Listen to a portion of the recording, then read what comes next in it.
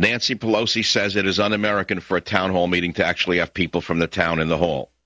Nancy Pelosi says it is un-American for anyone to speak at a town hall meeting except Nancy Pelosi and those who want 6 Gulfstream 550 jets in every pot. This is the savage nation. We're going to talk about health care reform, how this is the Waterloo for the Democrat Party, how they're finally meeting the people and finding out that enough is enough, that Obama's been exposed for the neo-Marxist fraud that he is. And speaking of Obama, here we have a country that's going up in smoke, and he goes to Guadalajara, Mexico, and promises the illegal aliens that he's going to give them health care. I don't think you understand the subtext of this entire so-called health insurance debate. It is about making certain that Obama's friends in La Raza are rewarded for having brought out the illegal alien vote for him. It is about granting health care to non-citizens. It is about bankrupting the American health care system along with everything else in order to make certain that the illegal aliens, primarily from Mexico and all of their relatives, get a gold-plated medical care system. We can talk about that as well. Now, we're going to talk about the health insurance reform bill that is in the works because the Democrat liars have changed it from a health care bill to a health insurance reform bill. What they really want to do is make certain that the government becomes the master insurer. Now, why would the government want to be the master insurer? For the same reason we have a Federal Reserve that insures our currency. Now, you know what a great job the Federal Reserve has done in ensuring the value of our currency. Without a gold standard, without a silver standard, there is no standard. They're printing paper. And it's the same with health insurance reform. They want to make certain that they can hold the paper.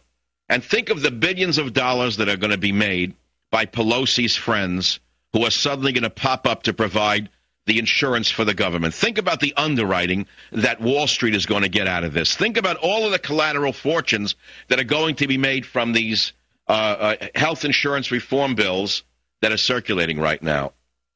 Now, I know a little bit about health care for a number of reasons. A, I'm an American. I'm over 60. I go to the doctor. Today I went to the dermatologist to have certain things removed. I pay for it.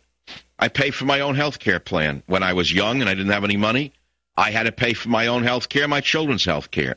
Go back to the last generation. My father was the sole breadwinner in the family, immigrant family. Father got a heart attack. I was in college. Guess what? Guess who paid for it? Nobody. I had to leave college for a semester to help run a store. What happened to me as a result? Nothing. I graduated 6 months later. Did it end my life? No, it made me stronger. So what? Would I need Uncle Sam to pay for it? Well, I guess if Uncle Sam was willing to pay for it, fine, it would have been great. But Uncle Sam wasn't willing to pay for it. Did it ruin my family? No. I don't want to hear that there's no way for poor people to take care of themselves. They took care of themselves for centuries before Nancy Pelosi came along. So I go to the dermatologist and I pay for it myself. I go in there today. I have certain spots on my skin after all of the years of being around. And she says, well, you got a barnacle on your back. She says, please lie down on your stomach. She says, this will only hurt for a moment. She takes out the scalpel and it only hurt for a moment. And then I heard a scraping sound on my back, and I said, doctor, what are you doing? She said, I'm sanding the base of the barnacle off. I said, who is going to do the varnishing? The guy who does my boat? Well, it was a nice joke, and then, of course, she had to spray my face with the cold stuff, which I have done every 6 months, because of the years that I indulged the sun. As you well know, the sun is your enemy. I want to talk about the absurdity of health and preventative health, the conflicting opinions that you get. For years you were told, stay out of the sun, it will kill you. And it's probably a good idea to stay out of the sun, it will kill you. Now all of a sudden, the doctor freaks are telling you to get as much vitamin D as you can or you're going to die. That's the latest hula hoop in the medical profession. They've all discovered vitamin D deficiency. You don't need vitamin C, you don't need vitamin E, you don't need B6, you don't need pyridoxine. You don't need riboflavin. You don't need niacin. You don't need vitamin E. They've all been proven no good, but listen to your doctor quack. He tells you to get as much vitamin D as you can. They don't know what the hell they're talking about, most of them. But the fact of the matter is it's conflicting with stay out of the sun. I will tell you that preventive medicine is the most important thing that you can engage in, trying to prevent disease before it occurs. Now, you're not always going to be successful at that, obviously. But food is the best medicine, as you well know. And I've written books on this going back to it's a long time ago, 1972, Earth Medicine, Earth Foods, Macmillan Publishing. 1972. So I've been at this area in this realm of study for a very long period of time. And traditional cultures have long advised people on how to eat well in order to live well. It's only in our culture where the doctors and the food establishment lie to the people, tell them to eat the Oreos, tell them to go have the hot dogs, tell them to go have the cheeseburgers, tell them to go have the fatty meals and take a cholesterol pill, and there, you'll be fine. So the quacks with stethoscopes continue their lies. They tell you to poison your arteries, they tell you to poison your skin, and then they tell you to take a little pill and continue to poison yourself. All of the health insurance reform in the world is not going to lower costs unless the people become proactive in their own health. And so I say to you, food is the best medicine, and you should arm yourself with the best knowledge. And I hardly recommend Healing Children Naturally, which can only be found on michaelsavage.com. I wrote it in 1982. I republished it last year.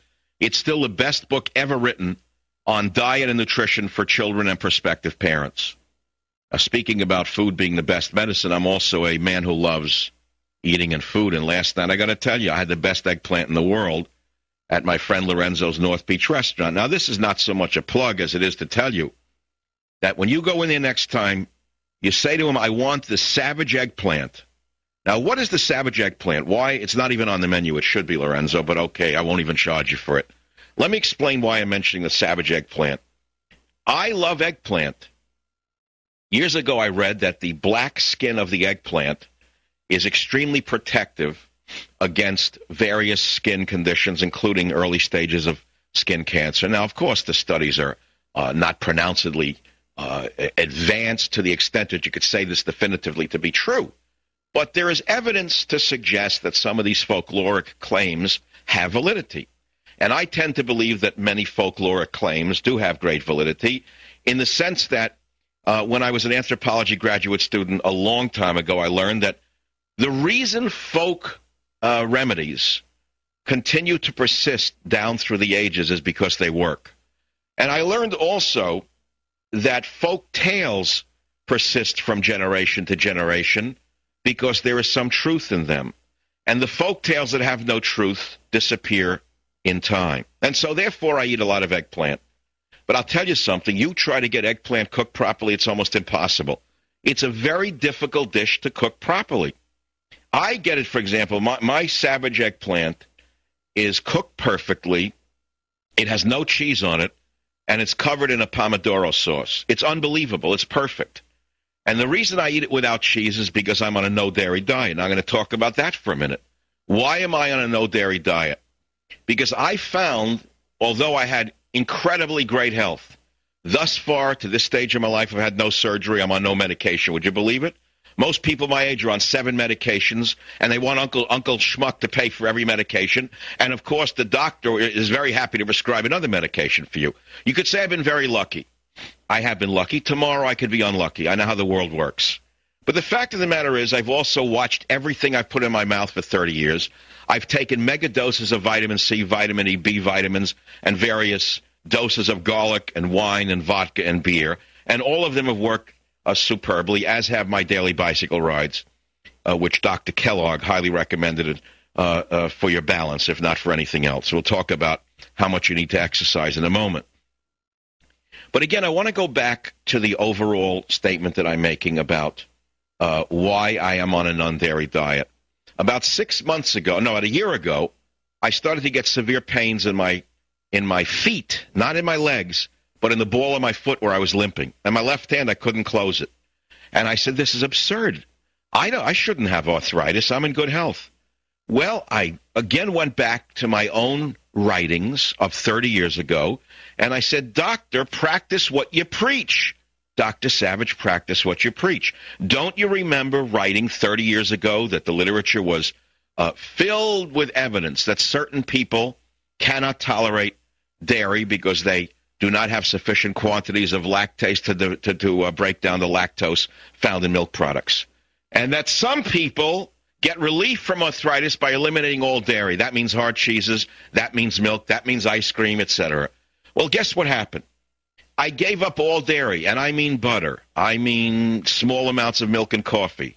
I mean what I loved the most, which was Parmesan cheese, Pecorino Romano. I loved it. I was on everything. I won't touch it. And you know what? I stopped limping, and my hand is fine. And if I cheat on my diet so much as one meal, the pain comes back. So as I say to you, you want to have a good discussion about real health care reform, real health insurance reform. It starts at your dinner table. You are the ultimate doctor to yourself. Don't rely upon anyone else until you absolutely need them. Anyway, these are some of the topics that I want to talk about today. We also have sound of President Obama in Mexico, of all places, promising the Mexicans once again that health care reform is on the way and that Uncle Schmuck will give them all a gold-plated medical care system